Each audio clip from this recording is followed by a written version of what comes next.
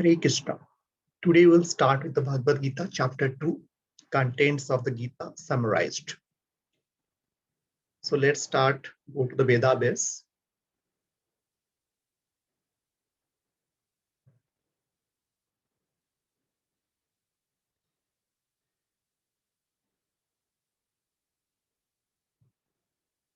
We will read only the translation and purport of each and every sloka. Bhagavad Gita, sloka number 2.1. Translation.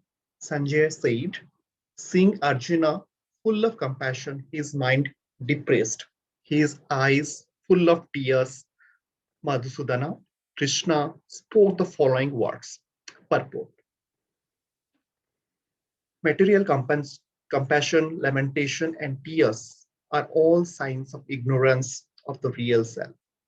Compassion for the eternal soul is self-realization. The word Madhusudana is significant in this verse. Lord Krishna killed the demon Madhu, and now Arjuna wanted Krishna to kill the demon of misunderstanding that had overtaken him in the discharge of his duty.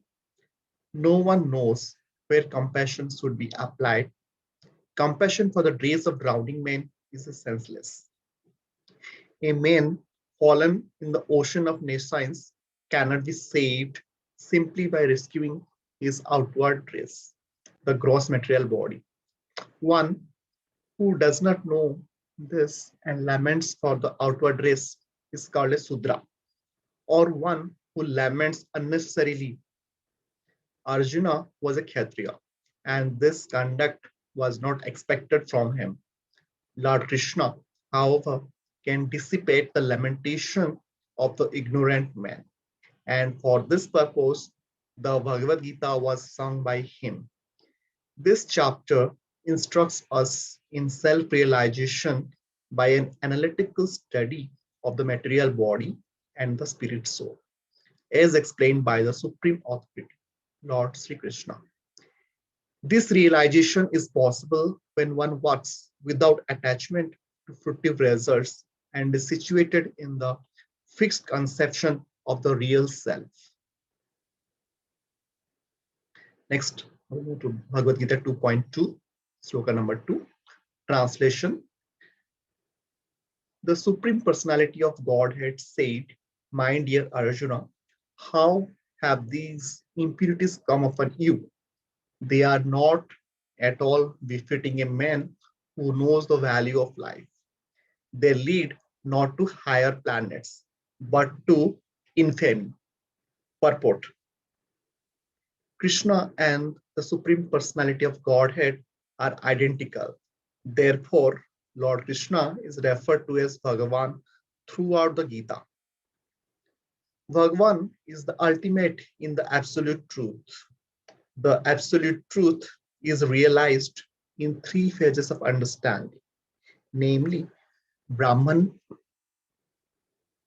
or the impersonal, all-pervasive spirit, Paramatma, or the localized aspect of the Supreme within the heart of all living entities, and Bhagavan, or the Supreme Personality of Godhead. Lord Krishna in the Srimad Bhagavatam 1.2.11. This conception of the absolute truth is explained thus. Badanti tat tattvavidas tattvam ya jnanam advayam brahmeti paramatmeti bhagavan iti sabdyate. The absolute truth is realized in three phases of understanding by the knower of the absolute truth, and all of them are identical. Such phases of the absolute truth are expressed as Brahman, Paramatma, and Bhagavan. These three divine aspects can be explained by the example of the sun, which also has three different aspects, namely the sun sign, the sun's surface, and the sun planet itself. One who studies the sun sign only is the preliminary student. One who understands the sun's surface is further advanced, and one who can enter into the sun planet is the highest. Ordinary students who are satisfied by simply understanding the sun sign, its universal pervasiveness, and the glaring effulgence of its impersonal nature may be compared to those who can realize only the Brahman feature of the absolute truth. The student who has advanced still further can know the sun disk, which is compared to knowledge of the Paramatma nature, feature of the absolute truth. And the student who can enter into the heart of the sun planet is compared to those who realize the personal features of the supreme absolute truth. Therefore, the Vaktas or the transcendentalists who have realized the Bhagavan feature of the absolute truth are the topmost transcendentalists, although all students who are engaged in the study of the absolute truth are engaged in the same subject matter. The sun sign, the sun disk, and the inner affairs of the sun planet cannot be separated from one another. And yet, the students of the three different phases are not in the same category. The Sanskrit word Bhagavan is explained by the great authority Parasar Muni, the father of Vyasadeva, the supreme personality who possesses all riches, all strength, all fame, all beauty, all knowledge, and all renunciation is called Bhagavan. So this is very important definition of Bhagavan here. We must remember this, all the six features of Bhagavan. That is all riches, all strengths, all fame, all beauty, all knowledge, and all renunciation. There are many persons who are very rich, very powerful, very beautiful, very famous, very learned, and very much detached. But no one can claim that he possesses all riches, all strengths, etc. entirely. Only Krishna can claim this because he is the supreme personality of Godhead. No living entity, including Brahma, Lord Shiva, or Narayan, can possess opulences as fully as Krishna.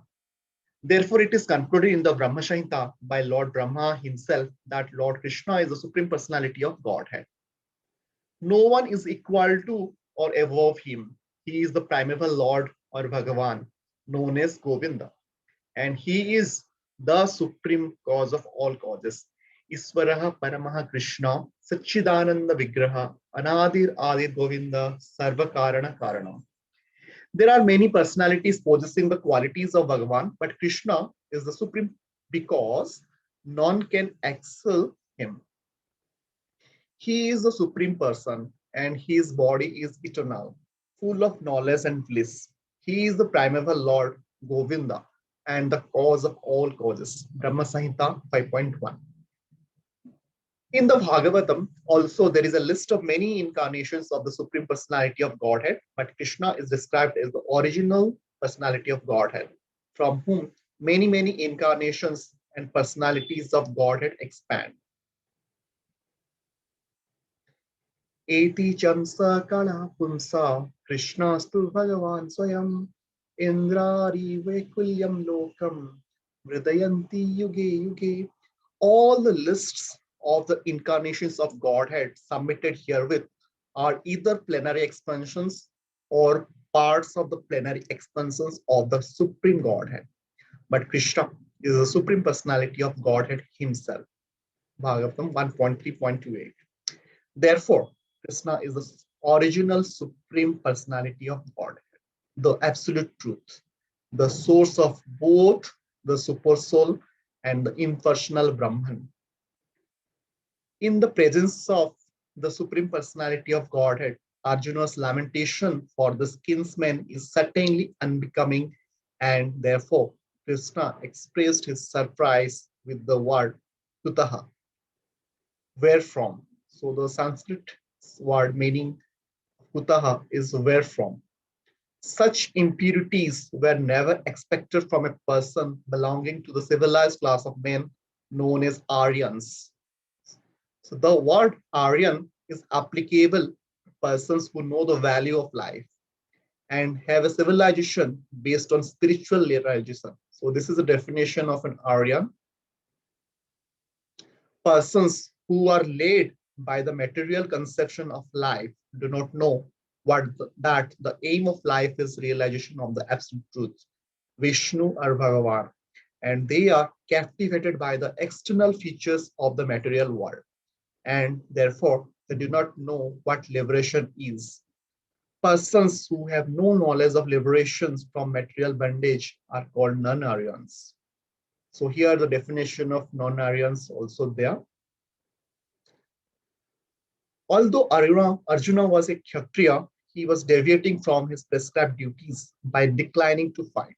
This act of cowardice is described as befitting the non-Aryans.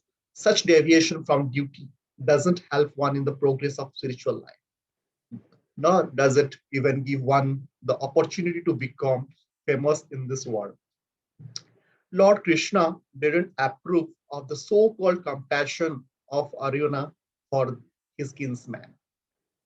So now we'll move to the next sloka, sloka number 3, Bhagavad Gita, chapter 2. Translation: O son of Pritha, do not yield to this degrading importance. It doesn't become you. Give up such petty weakness of heart and arise, O chastiser of the enemy. Purport: Arjuna was addressed as the son of Pritha, who happened to be the sister of Krishna's father, Vasudeva. Therefore, Arjuna had a blood relationship with Krishna. If the son of a Kshatriya declines to fight, he is a Kshatriya in name only. And if the son of a Brahmana acts impiously, he is a Brahmana in name only. Such Kshatriyas and Brahmanas are unworthy sons of their fathers. Therefore, Krishna doesn't want Arjuna to become an unworthy son of a Kshatriya. Arjuna was the most intimate friend of Krishna, and Krishna was directly guiding him on the chariot. But in spite of all these credits, if Arjuna abandoned the battle, he would be committing an infamous act. Therefore, Krishna said that such an attitude in Arjuna didn't fit his personality. Arjuna might argue that he would give up the battle on the grounds of his magnanimous attitude for the most respectable Bhisma and his relatives. But Krishna considered that sort of magnanimity were mere weakness of heart. Such false magnanimity was not approved by any authority. Therefore, such magnanimity or so-called non-violence should be given up by persons like Arjuna under the direct guidance of Krishna. Sloka number 4, chapter 2. Translation: Arjuna said, O killer of enemies, O killer of Madhu, how can I counterattack with arrows in battlemen like Visma and Drona, who are worthy of my worship? Purport: respectable superiors like Visma, the grandfather, and the Dronacharya, the teacher, are always worshipable. Even if they attack, this should not be counterattacked. It is a general, it is general etiquette that superiors are not to be offered even a verbal fight. Even if they are sometimes harsh in behavior, this should not be harshly treated. Then, how is it possible for Arjuna to counterattack them? Would Krishna ever attack his grandfather Ugrasena or his teacher Sandipani Muni? These were some of the arguments offered by Arjuna to Krishna. Sloka number 5. Translation: it would be better to live in this world by begging than to live at the cost of the lives of great souls who are my teachers. Even though desiring worldly gain, they are superiors. If they are killed, everything we enjoy will be tainted with blood. Purport: according to scriptural codes, a teacher who engages in an abominable action and has lost his sense of discrimination is fit to be abandoned. Bhishma and Drona were obliged to take the side of Duryodhana because of his financial assistance, although they should not have accepted such a position simply on financial considerations. Under the circumstances, they have lost the respectability of teachers. But Arjuna thinks that nevertheless they remain his superiors, and therefore to enjoy material profits after killing them would mean to enjoy spoils tainted with blood. Sloka number 6. Translation. Nor do we know which is better, conquering them or being conquered by them. If we kill the sons of Dhritarashtra, we should not care to live. Yet they are now standing before us on the battlefield. Purport. Arjuna didn't know whether he should fight and risk unnecessary violence, although fighting is the duty of the Kshatriyas, or whether he should refrain and live by begging. If he didn't conquer the enemy, begging would be his only means of subsistence. Nor was there certainty of victory because either side might emerge victorious. Even if victory awaited them and their cause was justified, still, if the sons of Dhritarashtra died in battle, it would be very difficult to live in their absence. Under the circumstances, that would be another kind of defeat for them. All these considerations by Arjuna definitely prove that not only was he a great devotee of the Lord, but he was also highly enlightened and had complete control over his mind and senses. His desire to live by begging, although he was born in the royal household, is another sign of detachment. He was truly virtuous, as this quality is combined with his faith in the words of instruction of Sri Krishna, his spiritual master, indicate. It is concluded that Arjuna was quite fit for liberation. Unless the senses are controlled, there is no chance of elevation to the platform of knowledge. And without knowledge and devotion, there is no chance of liberation. Arjuna was competent in all these attributes, over and above his enormous attributes in his material relationships. Sloka number 7. So this is a very important sloka. Translation. Now I am confused about my duty and have lost all composure because of miserly weakness. In this condition, I am asking you to tell me for certain what is best for me. Now I am your disciple and a soul surrendered unto you. Please instruct me. Purport. By nature's own way, the complete system of material activities is a source of perplexity for everyone. In every step, there is perplexity. And therefore, it behooves one to approach a bona fide spiritual master who can give one proper guidance for executing the purpose of life. All Vedic literatures advise us to approach a bona fide spiritual master to get free from the perplexities of life, which happen without our desire. They are like a forest fire that somehow blazes without being set by anyone. Similarly, the world situation is such that perplexities of life automatically appear without our wanting such confusion. No one wants fire, and yet it takes place, and we become perplexed. The Vedic wisdom therefore advises that in order to solve the perplexities of life and to understand the science of the solution, one must approach a spiritual master who is in the disciplic successor. A person with a bona fide spiritual master is supposed to know everything.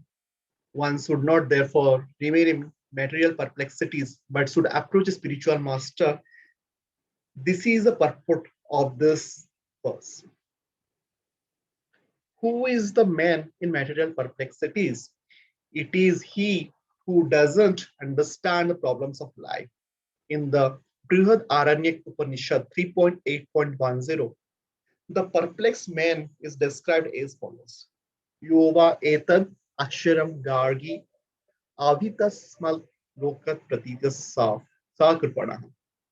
He is a miserly man who doesn't solve the problems of life as a human and who thus quits this world like the cats and dogs without understanding the science of self-realization. This human form of life is a most valuable asset for the living entity who can utilize it for solving the problems of life. Therefore, one who doesn't utilize this opportunity properly is a miser. On the other hand, there is the Brahmana, or he who is intelligent enough to utilize this body to solve all the problems of life. Ya etad aksharam gargi viditasmal lokat prati sa brahmana. So here is the difference between Kripana and Brahmana.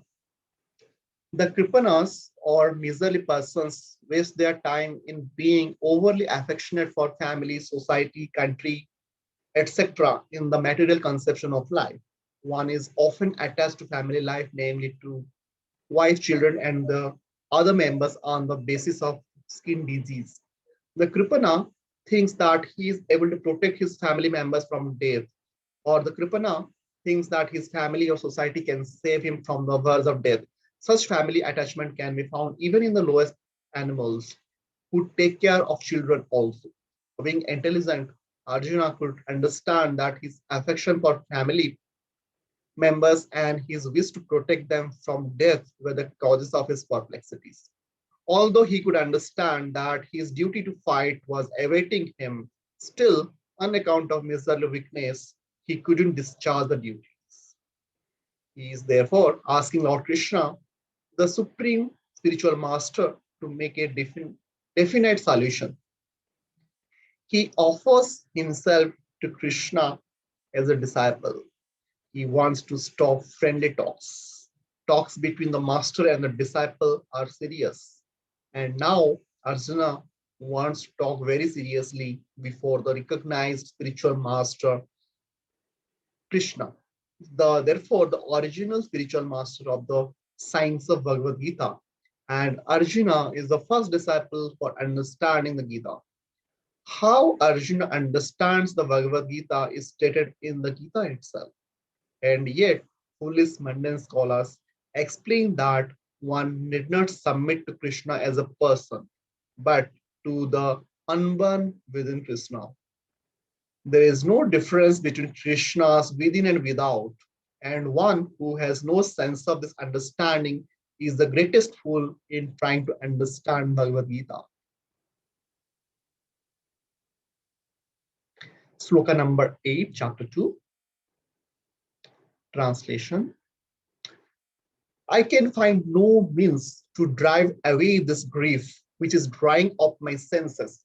I will not be able to dispel it even if I win a prosperous, unrivaled kingdom on earth with sovereignty like the demigods in heaven. Purport. Although Arjuna was putting forward so many arguments based on knowledge of the principles of religion and moral codes, it appears that he was unable to solve his real problem without the help of the spiritual master, Lord Sri Krishna. He could understand that his so called knowledge was useless in driving away his problems, which were drying off his whole existence, and it was impossible for him to solve such perplexities without the help of a spiritual master like Lord Krishna. Academic knowledge, scholarship, high position, etc., are all useless in solving the problems of life. Help can be given only by a spiritual master like Krishna. Therefore, the conclusion is that a spiritual master who is 100% Krishna conscious is the bona fide spiritual master, for he can solve the problems of life. Lord Chaitanya said that one who is a master in the science of Krishna consciousness, regardless of his social position, is the real spiritual master. Kiba Vipra, Kiba Nyasi, Sutra Kene Nae, Yei Krishna Tattva Beta, Sei Guru Hai. It doesn't matter whether a person is a Vipra, learned scholar in the Vedic wisdom, or is born in a lower family or is in the renounced order of life, if he is master in the science of Krishna, he is a perfect and bona fide spiritual master. Chaitanya Charitamrita, Madhya Lila 8.1 to 8. So, without being a master in the science of Krishna consciousness, no one is a bona fide spiritual master. It is also said in the Vedic literature, Satkarma Nipuna Vipra Mantra Tantra Visharada Avaishnava Guru Nasyad Vaishnava Swapacha Maho Gruhu. A scholarly Brahmana, expert in all subjects of Vedic knowledge, is unfit to become a spiritual master without being a Vaishnava or expert in the science of Krishna consciousness. But a person born in the family of a lower caste can become a spiritual master if he is a Vaishnava or Krishna consciousness. Reference Padma Purana. The problems of material existence, birth, old age, disease, and death, cannot be counteracted by accumulation of wealth and economic development. So here there are four problems of material existence are given, that is birth, old age, disease, and death. In many parts of the world, there are states which are replete with all facilities of life, which are full of wealth and economically developed. Yet the problems of material existence are still present. They are seeking peace in different ways, but they can achieve real happiness only if they consult Krishna or the Bhagavad Gita and Srimad Bhagavatam, which constitute the science of Krishna. Through the bona fide representative of Krishna, the main in Krishna consciousness. If economic development and material comforts could drive away one's lamentations for family, social, national, and or international inevitabilities, then Arjuna would not have said that even an unrivaled kingdom on earth or supremacy like that of the demigods in the heavenly planets would be unable to drive away his lamentations. He sought, therefore, refuge in Krishna consciousness, and that is the right path for peace and harmony. Economic development or supremacy over the world can be finished at any moment by the cataclysms of material nature. Even elevation into a higher planetary situation, as men are now seeking on the moon planet, can also be finished at one stroke. The Bhagavad Gita confirms this. Shina punye martya lokam vishanti. When the results of pious activities are finished, one falls down again from the peak of happiness to the lowest status of life. Many politicians of the world have fallen down in that way. Such downfalls only constitute more causes for lamentation. Therefore, if we want to curb lamentation for good, then we have to take shelter of Krishna, as Arjuna is seeking to do. So Arjuna asked Krishna to solve his problem definitely, and that is the way of Krishna consciousness. Sloka number 9, chapter 2. Translation. Sanjay said, having spoken thus, Arjuna, chastiser of enemies, told Krishna, Govinda, I shall not fight, and fell silent. Purport. Dhritarashtra must have been very glad to understand that Arjuna was not going to fight and was instead leaving the battlefield for the begging profession.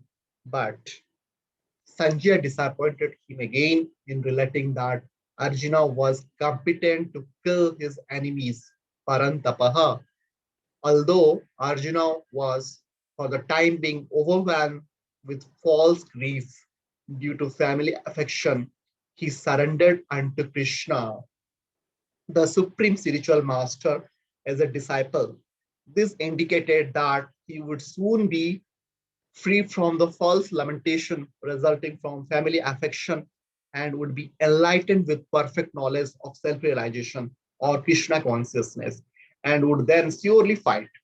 Thus, Dhritarashtra's joy would be frustrated since Arjuna would be enlightened by Krishna and would fight to the end. So we will move to the next sloka. That is the last sloka of this particular section. Sloka number 10. Translation. O descendant of Bharata, at that time, Krishna, smiling in the midst of both armies, spoke the following words to the grief-stricken Arjuna. Purport. The talk was going on between intimate friends, namely the Rishikesh and the Gudakesh. So here are very two names, Krishna and Arjuna. As friends, both of them were on the same level, but one of them voluntarily became a student of the other. Krishna was smiling because a friend had chosen to become a disciple. As Lord of all, he is always in the superior position as the master of everyone. And yet, the Lord agrees to be a friend, a son, or a lover for a devotee who wants him in such a role.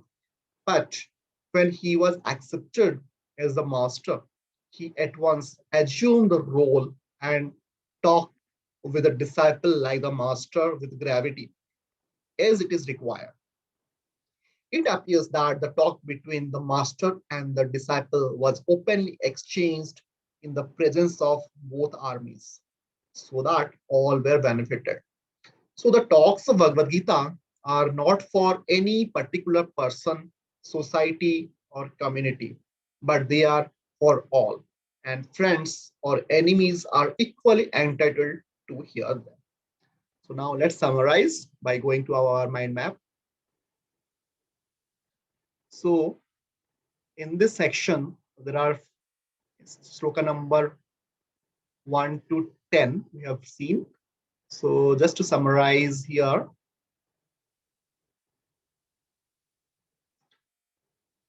so this section talks about Arjuna's doubts and his surrender. So basically, Arjuna is confused and undecided what to do. And Krishna also chastises Arjuna for his stance of so-called non-violence. And he called him weak and non-Aryan. We have seen the definition of Aryan and non-Aryan. It is not what we studied in our NCERT textbooks, which is not correct. Arjuna again argues that it is sinful to kill his superiors, but then realizes that he is confused and has been acting in a miserly way. He therefore surrenders to Krishna and accepts him as Guru, thus changing their relationship from friends to Guru and disciple. So we'll stop here. Then in the next session, we will start from sloka number 11 to 30 of chapter 2. So let's stop here. Hare Krishna.